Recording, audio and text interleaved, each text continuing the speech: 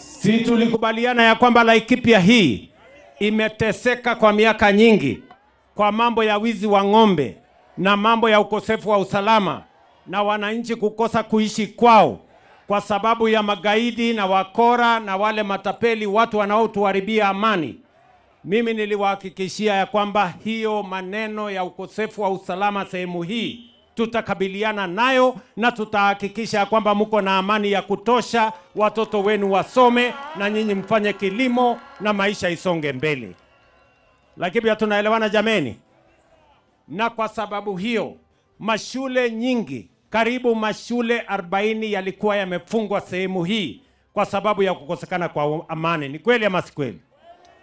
Na niliwaambia mbali na kuweka amani, na mimi leo nimekuja hapa na naibu wangu Profesa Kithure Kindiki ambaye mnamjua, alikuwa waziri wa usalama. Si ndiye alikuwa waziri wa usalama hapa?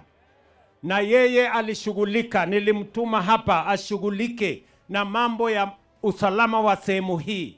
Tuweke wale NPR, tuhakikishe ya kwamba kuna barabara, tuhakikishe ya kwamba wananchi wanaishi kwa usalama.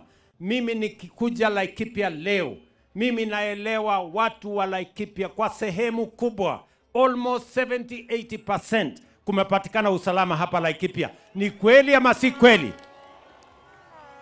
Si ni kweli?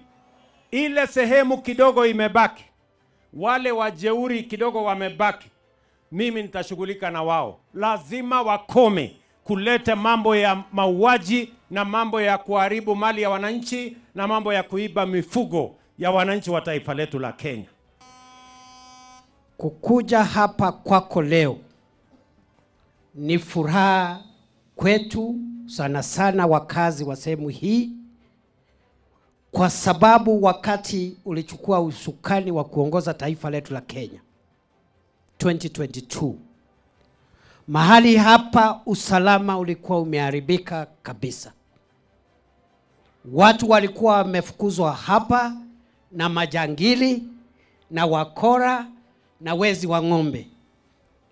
Ndio ukaamrisha tarehe 13 Februari 2023 tuwe na kikosi ama tuwe na operation ya polisi wakisaidiana na wanajeshi wetu kurejesha amani katika taifa letu la Kenya, kurejesha amani katika kaunti 6 ambazo zilikuwa zimeathirika: Laikipia, Baringo, Elgeyo Marakwet, Samburu, Turkana na West Pokot.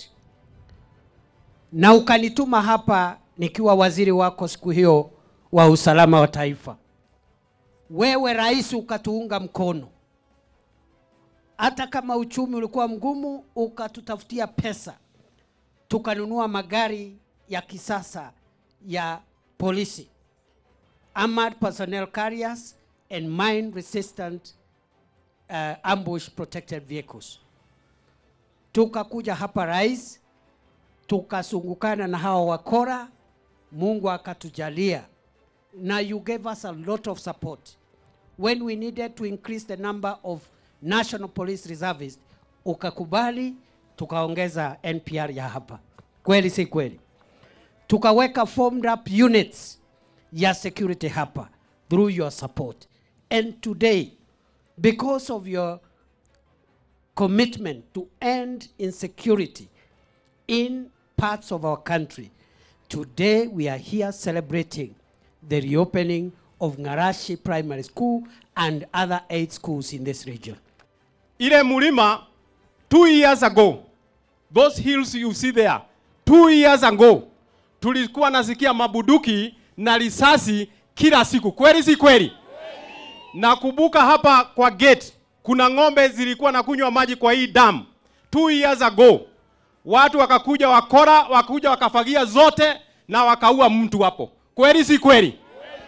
Na tukasikia Your Excellency ukiwa kule Samburu ukasema kwa muda wako ukiwa rais, hii ukora itaisha.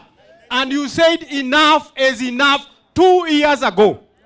Your Excellency, I want to confirm to you, kwa sababu uliambia jeshi na polisi ya kwamba hiyo upuzi ya Badete lazima iishe. na kuambia sasa wazee walikuwa wanalala nje, wamama wanalala kwa nyumba. Nimesikia ripoti sasa hapa watoto wameongezeka kwa sababu wazee wamerudi nyumbani. Kweli si kweli?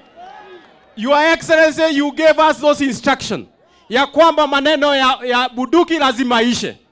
Pia ukapatiana maneno ya mashule lazima ifanywe. Tumefanya hatujafanya? Rais amefanya hajafanya?